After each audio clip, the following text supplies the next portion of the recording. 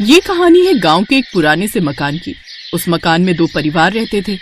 ऊपर वाली मंजिल पर अमीर जेठानी रमा और नीचे की मंजिल पर उसकी गरीब देवरानी सुनीता।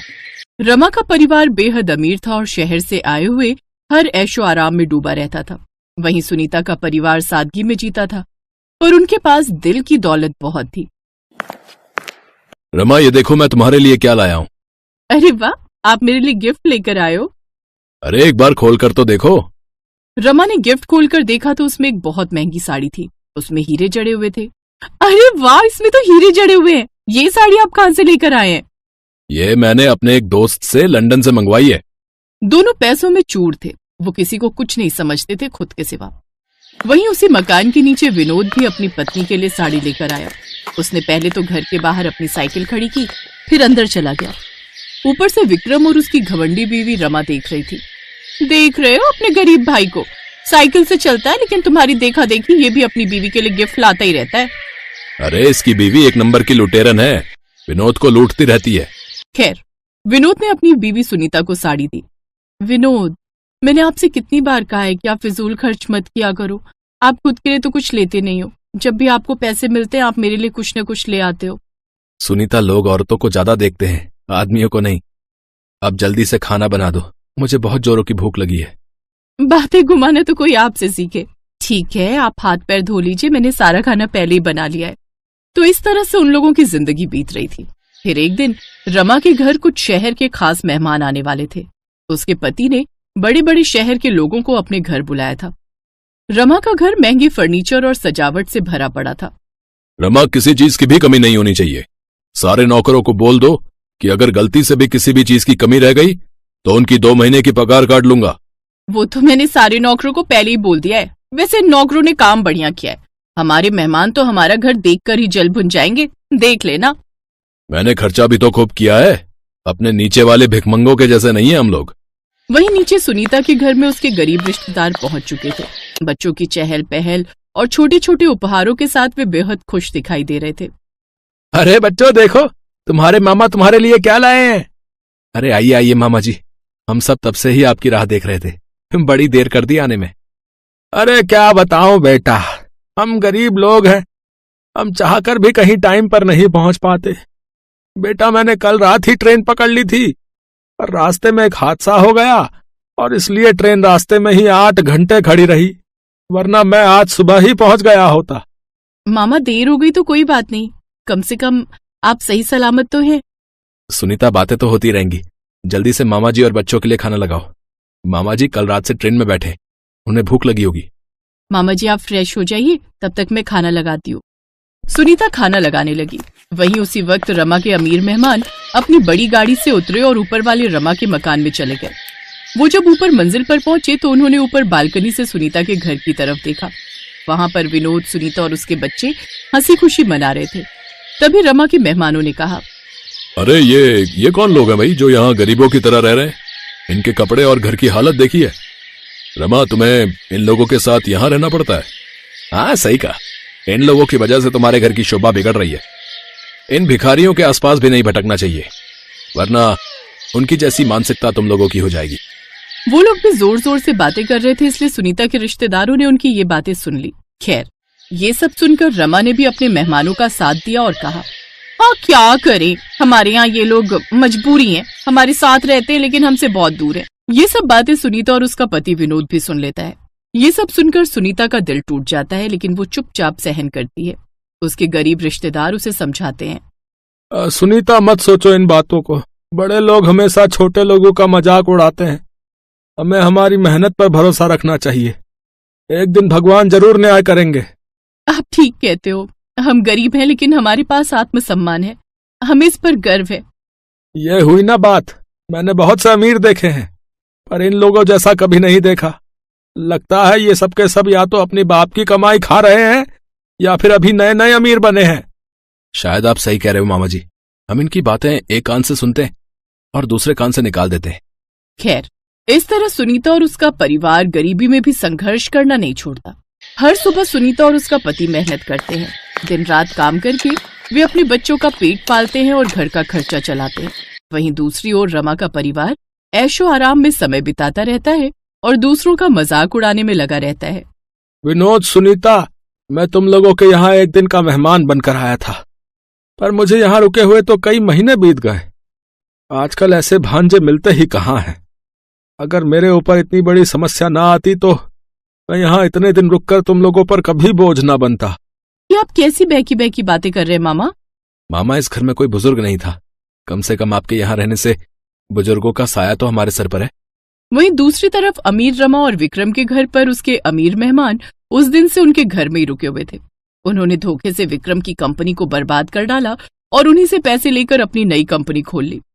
रमा के पति को बिजनेस में भारी नुकसान हो गया। उनकी सारी संपत्ति जब्त कर ली गई। ये जो लोग नए नए अमीर बनते हैं ना, इन्हें बिल्कुल अकल नहीं होती। अपनी अमीरी का दिखावा करने के चक्कर में अपना सारा कीमती सामान, कितना बैंक बैलेंस है, सब कुछ बता दिया। अब ये लोग भुगतेंगे और हम चलाएंगे अपनी कंपनी। बिल्कुल सही कहा। अब चुपचाप यहां से निकल लेते हैं। बेचारे ऊपर वाले नीचे रहने वाले हर गरीब का मजाक उड़ाया करते थे। अब दुनिया इनकी गरीबी का मजाक उठाएगी। चलो।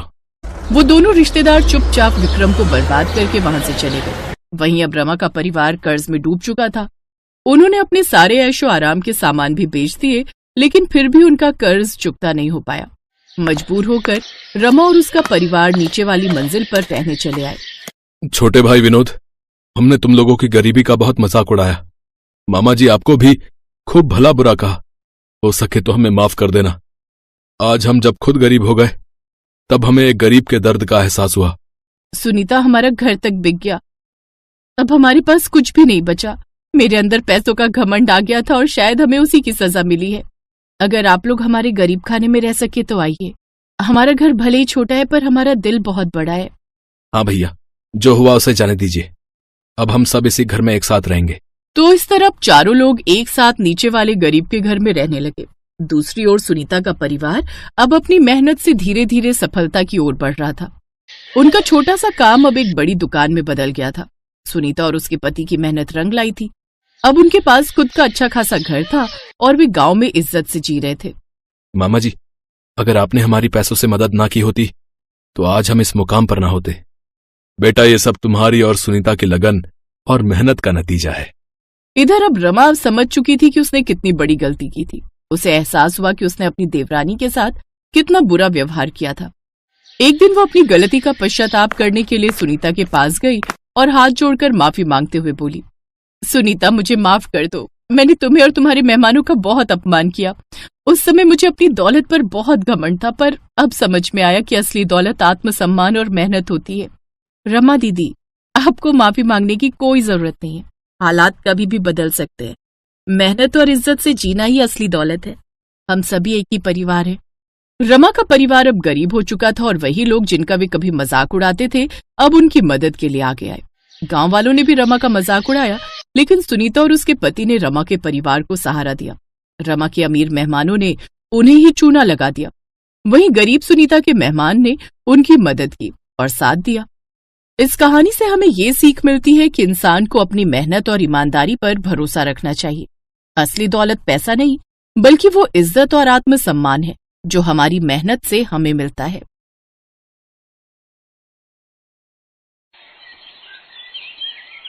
सुनिए ना, अब राहुल के लिए लड़की देखना शुरू कर दो। अब वो कमाता भी है और उसकी शादी की उम्र भी हो गई है। तुम ठीक कहती हो पायल, लेकिन सच कहूं तो मुझे ऑफिस के काम से फुर्सत ही नहीं, तो ये काम मैं तुम्हें ही सौंपता हूँ। इतनी बड़ी जिम्मेदारी आप मुझे क्यों दे रहे हैं? माँ बाबा के जाने के बाद जब तुमने इस घर की सारी जिम्मेदारियां इतने अच्छे से संभाल ली, तो फिर ये क्यों नहीं? भैया बिल्कुल ठीक कह रहे हैं भाभी। और वैसे भी हम दोनों ने सारा दिन काम के चक्कर में बाहर ही रहना है। घर पर तो आपको ही रहना है ना, उसके साथ। तो आप खुद ही ढूंढो अपनी देवरानी। ये है पायल, जिसके सास ससुर की मौत कई साल पहले ही हो चुकी थी। पायल गरीब घर से थी और समझदार भी थी। उसने आते ही सारा घर संभाल लिया था। अपने देवर और पति की बात सुनने के बाद अगले दिन से ही पायल अपने देवर के लिए लड़कियां देखना शुरू कर देती है, लेकिन उसे एक लड़की भी समझ में नहीं आती। ऐसे ही कुछ दिन बीत जाते हैं, लेकिन इसी दौरान राहुल को एक अमीर घर की लड़की रिया मिलती है, जिससे दोस्ती के कुछ दिन बाद ही दोनों में प्यार हो जाता है और फिर राहुल उसे सबसे मिलवाता है। पायल और प्रवेश रिया के घर वालों से मिलते हैं, जहाँ शुरू में तो वो इस शादी के लिए मना करते हैं क्योंकि राहुल बड़े घर का लड़का नहीं था, लेकिन फिर रिया की मर्जी के आगे उन सबको झुकना ही पड़ता है और वो उनकी शादी के लिए मान जाते हैं। फिर एक रोज पायल की पड़ोसन सरला मौसी वहां आती है। सरला की आदत थी वो अक्सर लोगों के घरों में फूट डलवाती थी और मजे लेती थी। उस रोज भी उसने ऐसा ही किया। देख पायल, ज्यादा ख्याली पुलाव मत पका। इतिहास गवाह है जेठानी और देवरानी कभी बहनों जैसी नहीं रह सकती। वो नए जमाने की लड़की है तो जाहिर है तुझसे तो तेज तर्रार ही होगी ना। तो एक बात समझ ले, तूने अगर जरा भी ढील दी ना तो बस घर की डोर खिंच जाएगी तेरे हाथ से। रिया अमीर घर से थी इसलिए उसकी शादी बड़े धूमधाम से होती है और वो अपने साथ खूब सामान भी लाती है। वाह, नई बहू तो कितने पैसे वाली घर से आई है। ये तो अपने साथ कितना दहेज लाई है। लेकिन जब बेचारी पायल आई थी 2 जोड़ी कपड़े में ही आ गई थी। ये सब सुनकर पायल को अपनी देवरानी से जलन होने लगती है। शादी के बाद पायल उसे रहने के लिए ऊपर बना हुआ नया कमरा देती है, लेकिन कुछ ही दिनों में उसे नीचे का घर पुराना लगने लगता है और वो अपने पति से कहकर उस नए कमरे में शिफ्ट होने की बात करती है। होंगे वो अमीर घर से, लेकिन मेरे बाबा भी गांव के सरपंच हैं। हाँ, गरीब है लेकिन इज्जत वाले हैं और मैं उससे पहले इस घर में आई हूँ, इसलिए ऊपर वाले नए कमरे में तो मैं ही रहूंगी। रिया अमीर घर से थी लेकिन समझदार थी, इसलिए वो चुपचाप अपना ऊपर का कमरा अपनी जेठानी को दे देती है और खुद नीचे के फ्लोर पर शिफ्ट हो जाती है। और फिर कुछ ही दिनों के अंदर, भाभी आपने ये छत का दरवाजा क्यों लॉक किया हुआ है? मुझे कपड़े सुखाने ऊपर। क्यों? ऊपर क्यों सुखाने? नीचे भी तो जगह है ना, और वैसे भी ये हमारा पोर्शन है तो हमें भी तो कुछ प्राइवेसी चाहिए होती है ना। रिया ने शुरू में तो कुछ नहीं कहा, लेकिन धीरे धीरे उसे पायल का बर्ताव और उसकी हरकतें खटकने लगी। और फिर एक दिन, बस अब बहुत हो गया भाभी, और ये सब क्यों कर रही हैं? आपको मुझसे परेशानी क्या है? परेशानी मुझे क्यों होगी? हाँ, क्योंकि आप मुझे हर समय परेशान करती हो। मेरे क्या इतने बुरे दिन आ गए हैं? मुझे और भी काम होते हैं, समझी ना। भाभी अगर आपके मन में कोई बात है तो हम बात कर सकते हैं, पर ऐसे एक दूसरे से मनमुटाव रखेंगे तो बड़ी दिक्कत हो जाएगी सच में। रिया की बात का पायल ने कोई जवाब नहीं दिया और वो उसे इग्नोर करके वहां से चली गई। अब तो रिया ने भी ठान लिया था कि वो भी अपनी जेठानी से वैसा ही व्यवहार करेगी जैसा वो उसके साथ कर रही थी। नतीजा ये हुआ कि आए दिन दोनों में बिना बात के खटपट होने लगी। उनकी इस तरह की लड़ाइयों से प्रवेश और राहुल भी परेशान हो गए। फिर एक दिन जब भरी दोपहर में पायल सब्जियां और राशन लेकर घर आई तो कई बार डोरबेल बजाने के बाद भी रिया ने घर का दरवाजा नहीं खोला। गर्मी से बेहाल पायल का पारा और चढ़ने लगा। रिया, ओ रिया, अरे कहाँ मर गई? उफ, अरे दरवाजा खोल जल्दी से। भाभी अभी 15 मिनट और लगेंगे, वो मैं बाथरूम में हूं ना इसलिए। रिया ने झूठ बोला था। वो ये सब पायल को सबक सिखाने के लिए कर रही थी। उधर तेज धूप में खड़ी पायल का गुस्सा बढ़ता जा रहा था और फिर जब काफी देर बाद रिया ने दरवाजा खोला तो पायल ने उसे खूब खरी खोटी सुनाई। नतीजा उस दिन देवरानी जेठानी के बीच इतना झगड़ा हुआ कि दोनों ने अब एक दूसरे से बात करना ही बंद कर दिया। कई महीने ऐसे ही बीत गए और फिर आया बारिश का मौसम। ओहो, ये बारिश कभी भी आ जाती है। उफ, मेरे कपड़े बड़ी मुश्किल से सूखे थे। तेज बारिश में रिया के सारे कपड़े भीग गए थे और ये देखकर पायल बस हंसे जा रही थी। और ये देखकर रिया को बहुत गुस्सा आ रहा था, लेकिन उसने पायल से कुछ नहीं कहा और चुपचाप अपने भीगे कपड़े लेकर अपने कमरे में आ गई। लेकिन तभी उसे कुछ याद आया। ओहो, ऊपर जाते हुए बेलन मेरे हाथ में था, लगता है ऊपर छत पर ही छोड़ाई, जाकर लाना पड़ेगा। बस महारानी ने फिर से छत का दरवाजा न लॉक कर लिया हो। रिया फौरन वापस छत पर गई तो दरवाजा खुला हुआ था। वो जैसे ही अपना बेलन लेकर वापस मुड़ी तो उसने देखा कि पायल तेज बारिश में भीगते हुए अपने कमरे की छत पर चढ़कर ईंटों के सहारे पन्नी लगा रही थी। अब हंसने की बारी रिया की थी और रिया ने इस मौके को जाने भी नहीं दिया। वो खूब हंसी और पायल भी खूब चिढ़ी। फिर रिया वापस नीचे आ गई, लेकिन जब कई घंटों तक बारिश नहीं रुकी और पायल के कमरे में लगातार पानी टपकता ही रहा तो रिया को पायल के लिए बुरा लगा। फिर कुछ सोचकर उसने ऊपर आकर पायल से कहा, भाभी अब बस करो, कपड़े बदल लो और नीचे आ जाओ वरना बीमार पड़ जाओगी, मैं चाय बना देती हूँ। रिया की बात सुनकर पायल हैरान थी, लेकिन सच तो यही था कि वो भी पानी सींच कर परेशान हो चुकी थी। वो फौरन कपड़े बदल कर नीचे गई तो रिया ने उसे गर्मा गर्म चाय पकड़ा दी। दोनों साथ बैठकर चाय पी रही थी, लेकिन आपस में कुछ बोल नहीं रही थी। तभी राहुल और प्रवेश भी घर आ गए। वो दोनों रिया और पायल को एक साथ चाय पीते देख हैरान भी थे और खुश भी। दूसरी तरफ बारिश लगातार हो रही थी। नतीजा ये हुआ कि रात के वक्त पूरे मोहल्ले में बाढ़ आ गई और नीचे होने की वजह से रिया और राहुल के कमरे में रात के वक्त पानी भरने लगा। रिया, राहुल, ऊपर आ जाओ, जल्दी करो, नीचे पानी बढ़ रहा है। राहुल और रिया कुछ संकोच के साथ ऊपर चले आए। फिर पूरे 2 दिनों तक रिया और राहुल ऊपर वाले कमरे में पायल और प्रवेश के साथ ही रहे। ये पहली बार था जब रिया और पायल एक साथ रहे थे और पहली बार ही उन्हें एक दूसरे को अच्छे से जानने का मौका भी मिला था।